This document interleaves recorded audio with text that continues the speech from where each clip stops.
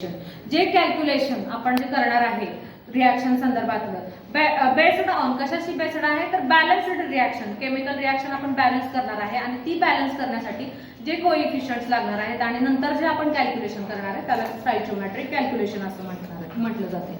Balance chemical equation is a symbolic representation of chemical reaction.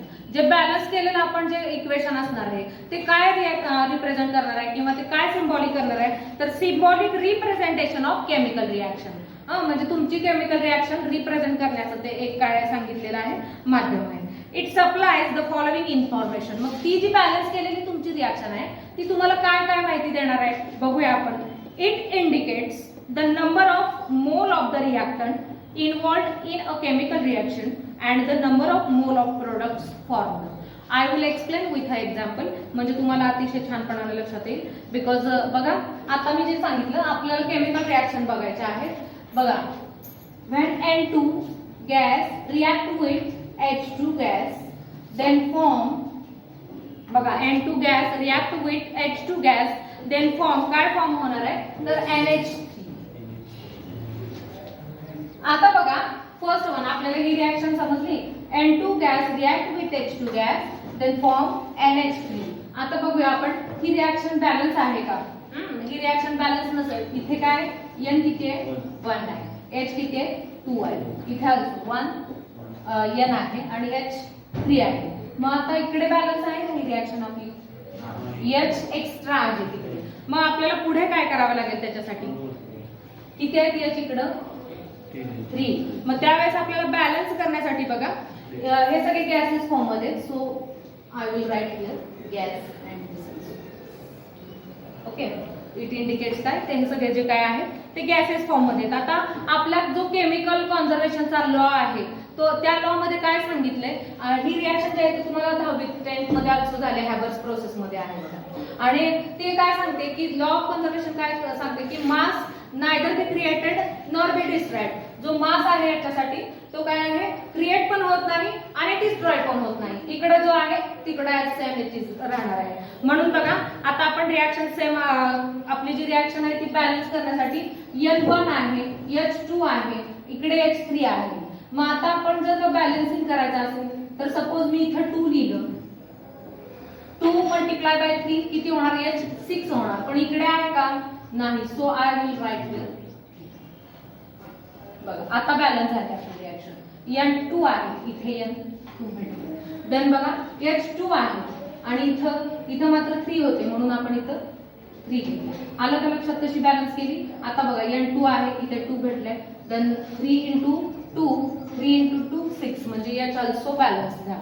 ही झाली balanced reaction. मग आता हे जे काही आपण 1 3 2 हे जे यूज केले ते काय आहे तर कोएफिशियंट आहे आणि त्याला स्टॉइचियोमेट्रिक कोएफिशियंट म्हणायचं. येते का लक्षात. हे जे आपण बॅलन्स करण्यासाठी यूज केले त्याला कोएफिशियंट म्हणायचं आणि त्या कोएफिशियंटला काय म्हणायचं स्टॉइचियोमेट्रिक कोएफिशियंट. आणि या कोएफिशियंटच्या यूजने आपण जे काही कॅल्क्युलेशन करणार आहे त्याला काय म्हणायचं स्टॉइचियोमेट्रिक कॅल्क्युलेशन. ओके आता बघा पहिला त्याच्या आपल्याला काही इन्फॉर्मेशन ह्या रिएक्शन मुळे मिळतात त्या कोणत्या बघूया. It indicates the number of moles of the reactant involved in a chemical reaction. मग ही जी बॅलन्स्ड रिएक्शन आहे ती काय इंडिकेट करते तर बघा ह्याच्यामध्ये N चं किती मोल आहे 1 mole of N is used. Okay ह्याच्यामध्ये H किती 3 मोल. देन बघा आता इथे 2 मोल. म्हणजे हे रिएक्शन काय इंडिकेट करते आपल्याला तर त्याच्यामध्ये इन्व्हॉल्व असलेले रिएक्टंट किंवा जे काही प्रोडक्टचे मोल आहेत ते आपल्याला ह्या रिएक्शन मुळे कळतात. देन सेकंड वन बघा. सेकंड त्यांनी काय सांगितलंय it indicates the relative mass of the reactant and product. बघा आता ह्याच्यामध्ये रिलेटिव्ह मास ह्या दोघांचं रिएक्टंटचं आणि प्रोडक्टचं मास जे काय आहे ते इंडिकेट केले जातं. बघा आता आपल्याला माहिती आहे N इज इक्वल टू 14 आहे. इथे किती N वापरले गेले 2 आहे म्हणजे 14 into 2 28 ग्रॅम प्लस H1 असते इकडे 2 आहे आणि 3 आहे म्हणजे 6 H आहे. किती झालं 6 ग्रॅम. देन बघा इथं किती मिळालं आपल्याला 2N आणि H3 सॉरी H6 आहे. किती आपल्याला त्याचं प्रोडक्ट किंवा किती ग्रॅम मध्ये तर 34 ग्रॅम. आता सी हिअर बघा 28 gram nitrogen gas, hydrogen gas 6 gram आणि आपल्याला जो प्रोडक्ट मिळालाय तो 34 ग्रॅम आहे. बघा 28 plus 6 gram it also 34 gram आणि इट ऑल्सो 34 ग्रॅम. म्हणजे रिॲक्शन आपली बॅलन्स आहे. म्हणजे मास नायदर क्रिएटेड नॉर बी काय सांगितलंय डिस्ट्रॉय. मास जास्त काय क्रिएट नवीन तयार पण होत नाही आणि आहे ते डिस्ट्रॉय पण होत नाही. बघा 34 ग्रॅम 34 ग्रॅम म्हणजे ह्या रिॲक्शन मधून ह्याची पण आपल्याला माहिती मिळते. देन बघा थर्ड पण आणखी काय माहिती होते तर it indicates the relationship between volumes.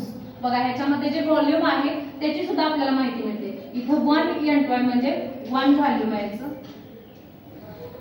Third नंबरला आपल्याला काय इंडिकेट होतंय तर इथं त्यानंतर इथे 3 आहे 3 व्हॉल्यूम म्हणजे व्हॉल्यूमचं जे रिलेशन आहे त्या सुद्धा आपल्याला त्याच्या संदर्भातली पण माहिती मिळते. It indicates the relationship between volumes of the gaseous reaction. त्याचं व्हॉल्यूम किती आहे ते व्हॉल्यूम पण आपल्याला त्यांचं रिलेशन समजलं जातं असं सांगितले. आता आणखी याच्यावरती जे काही कॅल्क्युलेशन्स आहेत बघूया ते कॅल्क्युलेशन काय आहेत. याच्यासाठी मी एक एक्झाम्पल तुम्हाला देते. अतिशय सोपं आहे. छोट्या स्टेप्स आहेत आणि खूप इझी आहेत. सपोज तुम्ही जर लक्ष देऊन स्टेप वाईज केलं तर ते तुम्हाला अतिशय छान समजेल.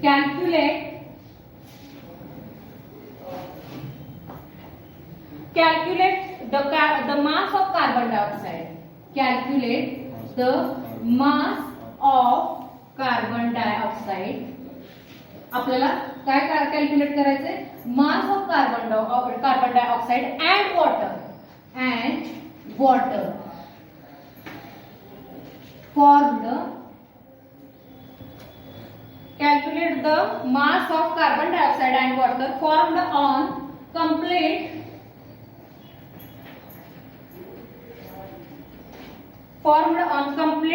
combustion of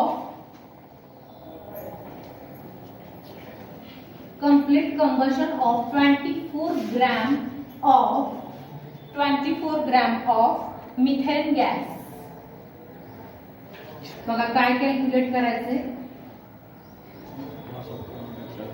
calculate the mass of carbon dioxide and water formed on complete combustion of 24 gram of methane gas. 24 gram of methane गॅसचं कंबशन झाल्यानंतर आपल्याला किती कार्बन डायऑक्साइड आणि वॉटर मिळेल फॉर्म होईल हे आपल्याला कॅल्क्युलेट करायचं आहे. त्याचा ॲटॉमिक मास दिलेला आहे. Atomic mass is equal to कशाचं दिले बघूया. Carbon is 12, hydrogen is 1, oxygen is 60. आता याच्या थ्रू आपल्याला केमिकल रिॲक्शन फर्स्ट वन त्याची मेंटेन करायची. काय सांगितलंय मिथेन गॅस म्हणजे CH4 याचं कंबशन होत आहे. म्हणजे कंबशन म्हणजे ज्वलन. ज्वलन होत आहे म्हणजे ज्वलन होताना ऑक्सिजनची गरज असते म्हणून in presence of oxygen. Then बघा काय फॉर्म होणार आहे carbon dioxide and water H2. बघूया आता आपण काय बघा मिथेनचं ऑक्सिजन कंबशन होत असताना कार्बन डायऑक्साइड आणि वॉटर फॉर्म होते. तर आता बघा ऑल जे काय आहेत ते गॅस फॉर्म मध्ये आहे. मग आता आपल्याला फर्स्टली काय बघायचं की ही जी रिॲक्शन आहे ती बॅलन्स आहे का बघूया. कार्बन 1 आहे इथे ऑल्सो 1 आहे. हायड्रोजन 4 आहे इथे किती आहे 2 आहे. देन ऑक्सिजन इथे 2 आहे बट हियर किती बघा तर 2 ऑक्सिजन अँड 1 आहे म्हणजे 3 आहे. म्हणजे बॅलन्स आहे का रिॲक्शन नाही. मग आता आपल्याला बॅलन्स करायचे. हायड्रोजन इथं 4 आहे मग इथे आपण 2 घेतलं तर 2H2O म्हणजे 4 झाले. O किती झाले हे 2 आणि हे 2 मग इथे आपल्याला एक्स्ट्रा. आता रिॲक्शन बॅलन्स आहे आपली. कार्बन 1 आहे देन हायड्रोजन 4 आहे 2 × 2 4 झाले. देन राहिला काय ऑक्सिजन 2 × 2 4 आणि हे 2 आणि हे 2 मिळून 4. आता रिॲक्शन आपली बॅलन्स आहे. आता नेक्स्ट काय करायचं आपल्याला याचा ऍक्च्युअल मास काढायचे. बघा पहिला स्टेप काय केली आपण रिॲक्शन राईट डाऊन करून घेतली ती बॅलन्स केली. आता ऍक्च्युअल मास काढायचं आहे. ऍक्च्युअल मास काढताना कार्बन किती आहे 12 प्लस हायड्रोजन किती आहे 1 आणि हे 4 आहे म्हणजे इथं 4 आहे प्लस ऑक्सिजन टोटल किती झाले 4. ओके आता इथे बघा कार्बन किती आहे 12 1 आहे बट त्याचं मास 12. ऑक्सिजन 2 आहे म्हणजे सॉरी 60 ×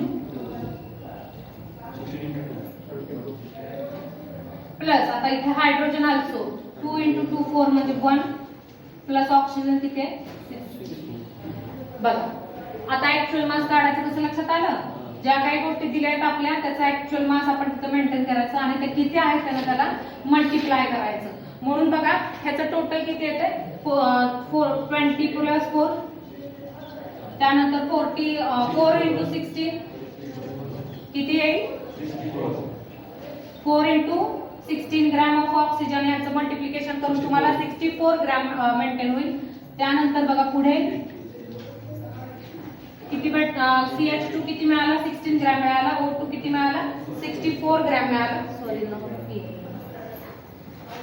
आता बघा CO2 चं किती भेटेल आपल्याला 44 ग्रॅम आणि इकडे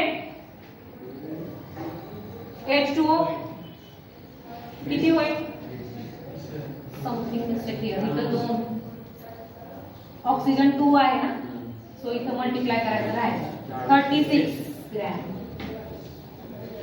बघा मिथेन किती आहे 16 ग्रॅम, ऑक्सिजन 64 ग्रॅमचा वापर झाला कंबशन करत असताना आणि आपल्याला काय मिळालं त्याच्यानुसार 44 ग्रॅम CO2 मिळाला आणि 36 ग्रॅम काय मिळालं H2O मिळालं. बघा पण आपल्याला काय सांगितलं एक्झाम्पल मध्ये 20 ग्रॅम ऑफ मिथेन याचं कंबशन झाल्यावर म्हटले, मग आपला किती आहे 16 ग्रॅम.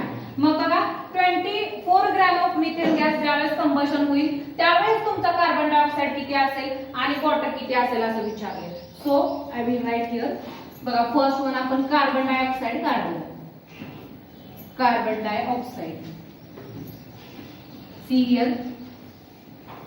बघा 16 ग्रॅम जर का मिथेन असेल त्यावेळेस आपल्याला किती फॉर्म झाला 44 ग्रॅम फॉर्म झाला.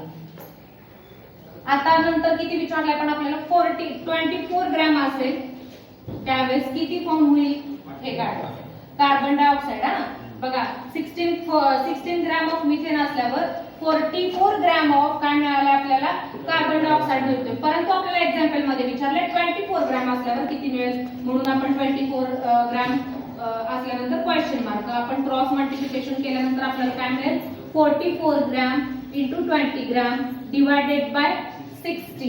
येते का लक्षात. आपण ह्या ज्या काही म्हणजे हा पार्ट आहे तो अगोदर बघितलेला आहे, एवढ्याला एवढा तर इतक्याला काढण्यासाठी आपण जो तिरकस गुणाकार करतो त्या पद्धतीनं त्या ट्रॅकने आपण हे सॉल्व्ह करतोय. तुम्हाला लवकरात लवकर काय मल्टिप्लिकेशन त्यानंतर डिवायडेशन येणं गरजेचं आहे.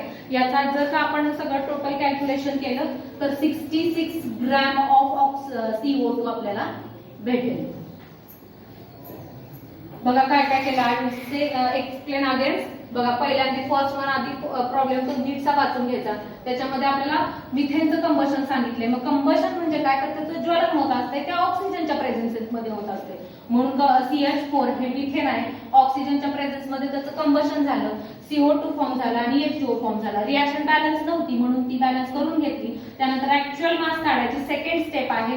ऍक्च्युअल मास करताना इथे ॲटॉमिक मास दिलेला आहे त्याचा आपण वापर केला आणि ते आपल्याला ग्रॅम मध्ये फॉर्म झालं. त्यानंतर बघा आपल्याला एवढ्यासाठी एवढा आहे तर 24 ग्रॅम साठी किती, म्हणून आपण इकडे फक्त पहिल्यांदा कार्बन डायऑक्साइड काढले. आता आपल्याला वॉटर पण काढायचं आपल्याला, दोन्ही विचारले बिकॉज बघा carbon dioxide and water also, म्हणून आता वॉटरचं बघूया आपण. बघूया 64 ग्रॅम काय सांगितलं आपल्याला सॉरी 16 ग्रॅम मिथेन असताना किती वॉटर फॉर्म झाला आपल्याला 36 ग्रॅम. तर 24 ग्रॅमला किती भेटेल व्हेरी गुड 36 × 24 डिवायडेड बाय 16. हे कॅल्क्युलेशन करून आपल्याला मिळणार आहे 54 ग्रॅम ऑफ H2O.